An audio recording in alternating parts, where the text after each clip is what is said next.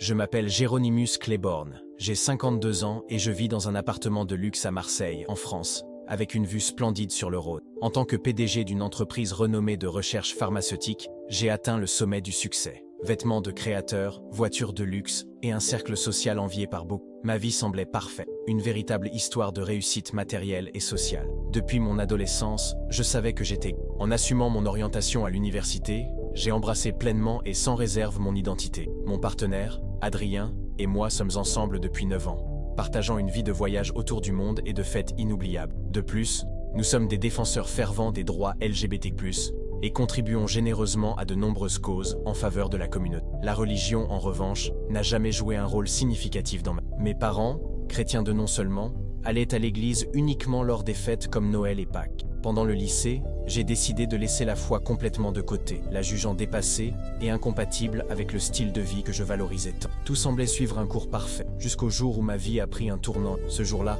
ma routine suivait son cours habituel. J'étais concentré sur le lancement d'un grand produit, en train de réviser des présentations dans mon bureau, à la maison.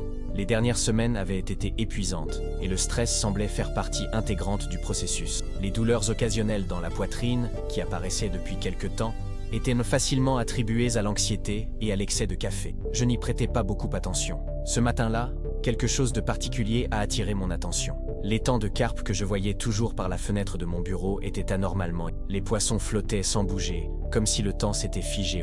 J'ai trouvé cela étrange, mais plongé dans mon travail, j'ai décidé de lire. Au fil de la journée, une fatigue inhabituelle a commencé à mon bras gauche semblait une pression persistante dans ma poitrine commençait à Adrien était en déplacement pour le travail, et la solitude dans l'appartement me semblait plus palpable que jamais. Lorsque j'ai essayé d'appeler mon assistante, j'ai réalisé que quelque chose n'allait pas.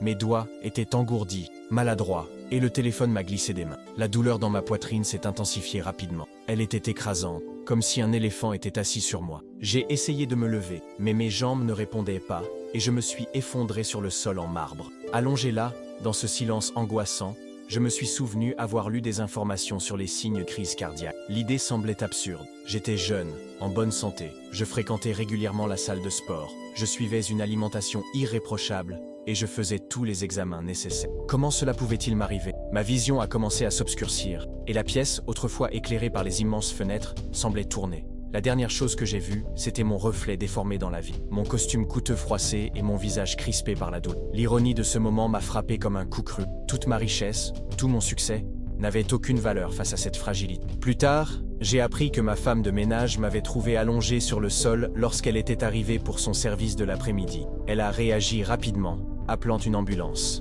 Les ambulanciers ont identifié le problème. J'avais subi un type rare de crise cardiaque, causée par une dissection spontanée de l'artère coronaire. Il s'agit d'une condition où une rupture se produit dans l'un des vaisseaux sanguins du cœur, quelque chose d'imprévisible et hors de mon contrôle. Ils m'ont dit que j'avais été cliniquement mort pendant 7 minutes, avant d'être réanimé. 7 minutes qui ont complètement changé ma perception de la vie, de la mort et de ce qui pourrait venir après. À partir du moment où mon cœur s'est arrêté, tout a changé.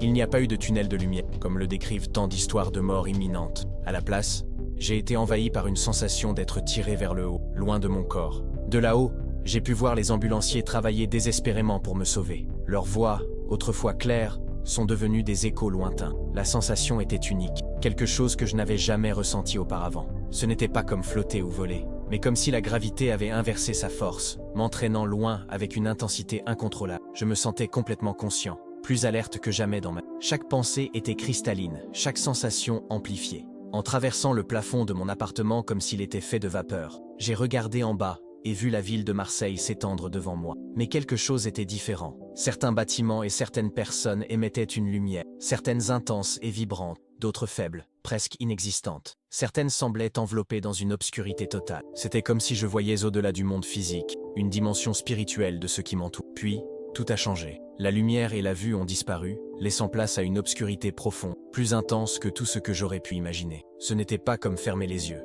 C'était un vide absolu, lourd et oppressant.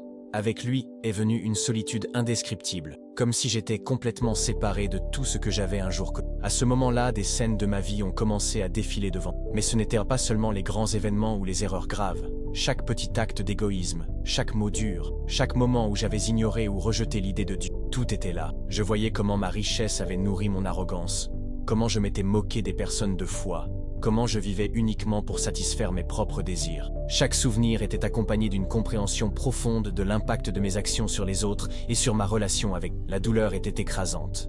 Pas une douleur physique, mais une douleur spirituelle, une douleur de repentir, comme si chaque fibre de mon être reconnaissait ma déchéance morale. Au sommet de cette obscurité, quelque chose s'est produit. Une lumière est apparue, faible au début, comme un petit point, mais qui a rapidement grandi, remplissant le vide. Cette lumière était différente de tout ce qui existe sur Terre. Elle pulsait, vivante, irradiant amour et puissance. Sa présence était à la fois terrifiante et irrésistible. Je voulais fuir, me cacher.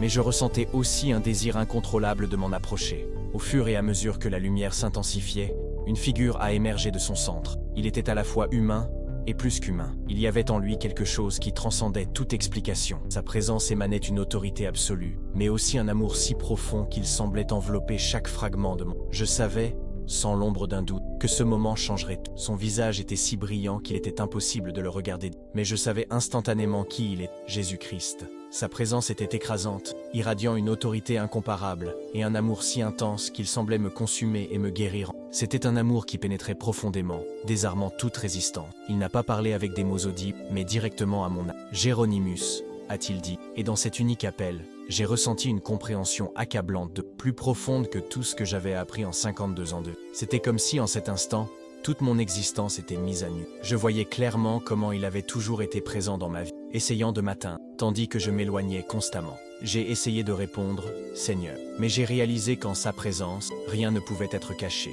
Chaque pensée, chaque désir, chaque aspect de mon identité était entièrement exposé. Tout ce que j'avais construit, mon autosuffisance, mes justifications, mon orgueil, s'effondrait devant sa présence. Il n'y avait pas d'argument, pas d'excuse. Tout ce que j'avais défendu, tout ce qui avait servi de base à ma vie, semblait désormais vide et dénué de sens. Il a commencé à me révéler la vérité sur moi-même d'une manière que je n'aurais jamais pu imaginer. Chaque décision, chaque acte, chaque croyance a été mise en lumière sous une pureté incontestable. Il m'a montré comment j'avais déformé le concept d'amour pour justifier mes péchés, l'utilisant comme une excuse pour suivre mes propres désirs. Le véritable amour qu'il m'a révélé n'était pas une question de suivre des impulsions ou de satisfaire des volontés personnelles. C'était s'aligner sur le plan parfait de Dieu, une vérité qui transcendait toute conception humaine. Ma relation avec Adrien, que je considérais comme l'expression ultime d'amour et de complicité, a été mise à nu. J'ai compris que, malgré toute la passion et le dévouement, elle représentait une déformation du but originel de Dieu pour les relations humaines. La clarté avec laquelle cette vérité m'a frappé était dévastatrice.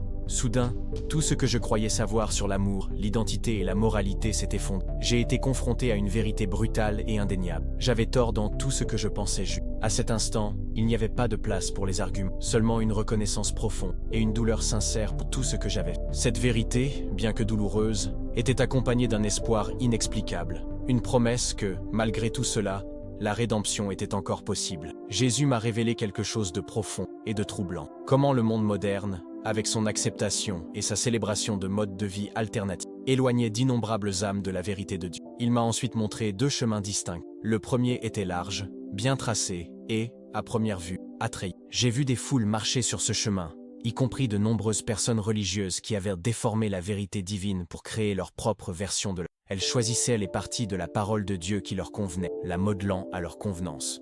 Cependant, ce chemin menait à une destination terrifiante, l'enfer. Pendant un bref instant, j'ai été autorisé à l'apercevoir, et cette vision a détruit toutes les idées modernes que j'avais sur l'enfer comme étant simplement symbolique. Il était réel, horriblement réel. J'ai vu des âmes en tourment éternel, souffrant à la fois de la douleur physique des flammes et de la douleur spirituelle d'une séparation permanente d'avec. La partie la plus angoissante était de comprendre que ces âmes avaient choisi ce destin, rejetant délibérément la vérité. Le deuxième chemin était étroit, difficile à parcourir, et peu de gens s'y engageaient. Cependant, ceux qui le suivaient brillaient d'une lumière intérieure. Ils étaient ceux qui avaient pleinement accepté les enseignements du Christ, s'étaient repentis de leurs péchés, avaient embrassé les sacrements, s'étaient consacrés aux bonnes œuvres au nom de Dieu, et vivaient selon sa parole, plutôt que de suivre les normes changeantes de Dieu. Beaucoup prétendent me connaître, Jésus a communiqué directement à mon âme, mais ils suivent de faux enseignements. Il n'y a qu'une seule vérité, un seul chemin vers le Père, L'ennemi a trompé beaucoup, leur faisant croire qu'ils peuvent créer leur propre vérité. Il m'a montré comment plusieurs religions, philosophies et même des dénominations chrétiennes avaient compromis la vérité divine, adoptant le relativisme moral au lieu de rester ferme dans la parole immuable de Dieu. Puis vint la vision la plus douloureuse de tout. J'ai vu Adrien, encore sur terre, marchant inconsciemment sur le chemin large. Mon cœur s'est brisé en réalisant que mon influence dans sa vie avait contribué à l'éloigner de la vérité de Dieu. C'était un poids insupportable pour mon... Que dois-je faire, Seigneur? Ai-je demandé, bien que ce n'était pas avec... Repens-toi, répondit-il, clairement et sans équivoque. Abandonne ton péché, accepte mon sacrifice. Participe au sacrement que j'ai établi. Consacre-toi aux bonnes œuvres qui découlent d'une foi sincère. Suis ma vérité, non pas ce que le monde prétend être vrai, mais ce que j'ai révélé dans ma parole. Ensuite, va et parle de la vérité avec amour à ceux qui sont égarés. À ce moment-là, j'ai compris que ma vie ne pourrait plus jamais être. J'avais été appelé à m'aligner sur la vérité de Dieu, à corriger les erreurs du passé et à partager cette vérité avec ceux qui, comme moi, avaient été aveuglés par les normes illusoires du monde. À cet instant, j'ai pris la décision la plus importante de mon existence. Tout ce que j'avais construit, mon identité basée sur ma sexualité, mon succès matériel et ma vision progressiste du monde, a été révélé comme une maison bâtie sur du sable. La vérité était devant moi, offrant à la fois jugement et miséricorde. Jésus m'a montré clairement mes deux futurs possibles. Dans l'un, je restais prisonnier de ma vie et de mes croyances passées, affrontant inévitablement une séparation éternelle d'avec Dieu. Dans l'autre, j'acceptais la vérité du Christ, indépendamment du coup terrestre, et je recevais la vie éternelle. Le poids de ce choix était écrasant. C'est alors que Jésus m'a révélé la profondeur de mon influence en tant que personne riche et prospère. Il m'a montré comment mon soutien public à des modes de vie contraires au dessein de Dieu avait égaré d'autres personnes et contribué à la décadence culturelle qui menait de nombreuses âmes à la destruction. Ensuite, il m'a dévoilé quelque chose de plus dévastateur encore, la réalité spirituelle derrière le mouvement LGBT. J'ai vu des forces spirituelles obscures, œuvrant pour désorganiser le plan de Dieu pour la sexualité. Ce que je croyais être de simples choix de vie, faisait en réalité partie d'une bataille spirituelle pour mon fils. Jésus a communiqué avec une voix pleine d'amour et de « J'aime toutes les personnes, mais je ne peux bénir ce que j'ai. Le véritable amour dit la vérité, même lorsque cela coûte. » Ces paroles m'ont profondément transpercé. Il a fait remonter des moments de mon passé, me montrant les fois où j'ai raillé des chrétiens qui tentèrent de partager la vérité avec moi, les fois où j'ai utilisé mon argent et mon influence pour promouvoir des idées contraires à sa part. Chaque souvenir me remplissait de remords, mais ensuite, il m'a montré quelque chose de merveilleux, le pouvoir transformateur de son amour. J'ai vu des personnes qui avaient été prisonnières de divers péchés, y compris l'attraction pour le même sexe, trouver la liberté et leur véritable identité en Christ. Ces personnes ne réprimaient pas qui elles étaient, elles découvraient qui Dieu les avait créés. Cette révélation était à la fois belle et profondément exigeante. Puis Jésus m'a confié une mission. Si je choisissais de retourner sur terre, je devrais partager ce que j'avais appris, quel qu'en soit le prix. Il m'a montré que je ferais face à une opposition féroce, perdrais des amis, des relations d'affaires et ma position dans la société. Mais ces pertes seraient insignifiantes face à la valeur éternelle des âmes qui être sauvées. Souviens-toi, dit-il, tu ne combats pas contre la chair et le sang, mais contre les forces spirituelles des ténèbres. Dis la vérité avec amour, et je serai avec. Ces paroles se sont gravées.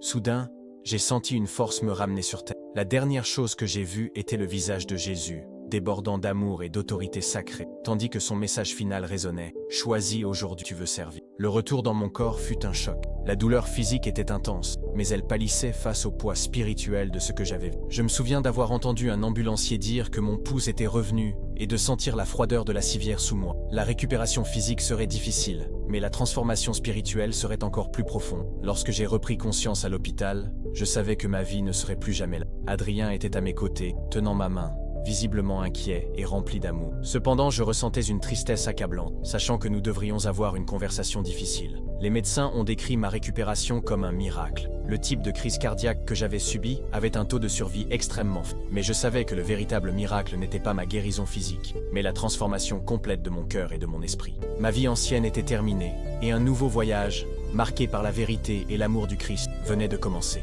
Annoncer la nouvelle à Adrien a été, sans aucun doute, l'une des choses les plus difficiles que j'ai jamais faites. Je lui ai expliqué en détail mon expérience, ma rencontre avec Jésus et les vérités qu'il m'avait révélées. Au début, Adrien pensait que tout cela n'était qu'un délire causé par le traumatisme ou médicaments. Mais en voyant ma sincérité, son expression a changé et il a été profondément bouleversé. Nous avons pleuré tous les deux, partageant la douleur d'un moment qui marquait un tournant. Malgré cela, je savais que je devais rester ferme dans ce que le Christ m'a, même si cela signifiait tout perdre. La nouvelle de ma conversion s'est rapidement répandue dans nos cercles sociaux. Des amis de longue date m'ont accusé de trahison envers la communauté LGBT+, tandis que des partenaires commerciaux ont commencé à prendre leur distance. L'impact a été rapide et dévastateur. Le cours des actions de mon entreprise a chuté lorsque des militants ont organisé des boycotts. Les mêmes médias qui m'exaltaient autrefois comme une icône progressiste me dépeignaient désormais comme un extrémiste religieux. J'ai compris que je ne pouvais plus vivre comme avant. J'ai vendu mon appartement de luxe et la plupart de mes biens, utilisant les ressources pour fonder un ministère.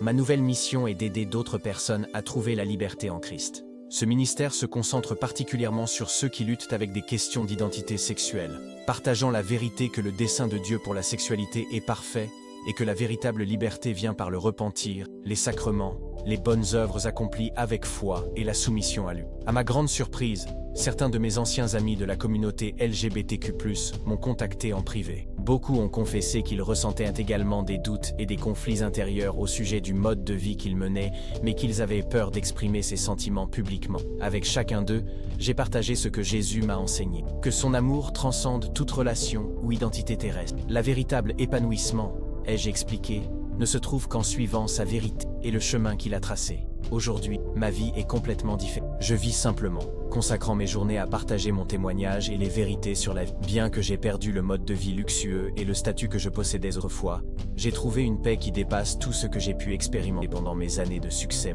La joie qui découle de vivre en alignement avec la volonté de Dieu et d'aider d'autres à trouver le même chemin est inestimable. Cette nouvelle vie, centrée sur le Christ, est mon plus grand trait. Je sais que certains qui liront ces mots pourraient réagir avec colère, incrédulité ou même mépris. Moi-même, j'aurais réagi ainsi, il y a quelque temps.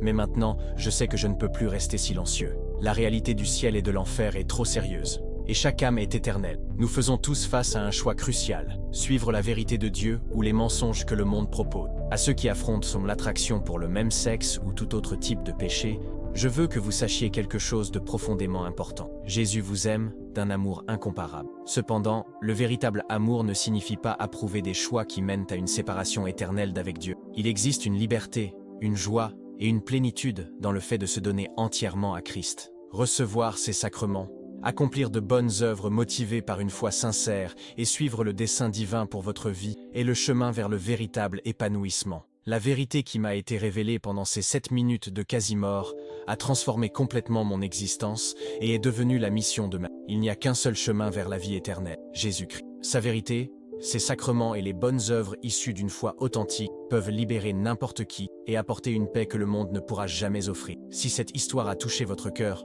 je vous encourage à réfléchir à ce qu'elle signifie pour vous. Peut-être qu'elle pourrait changer le destin éternel de quelqu'un que vous connaissez. Si vous êtes impacté, abonnez-vous et activez la cloche de notification pour aider ce message à toucher d'autres personnes. Et, s'il vous plaît, partagez cette histoire avec quelqu'un qui a besoin d'entendre cette vérité transformatrice aujourd'hui. Votre choix peut faire toute la différence.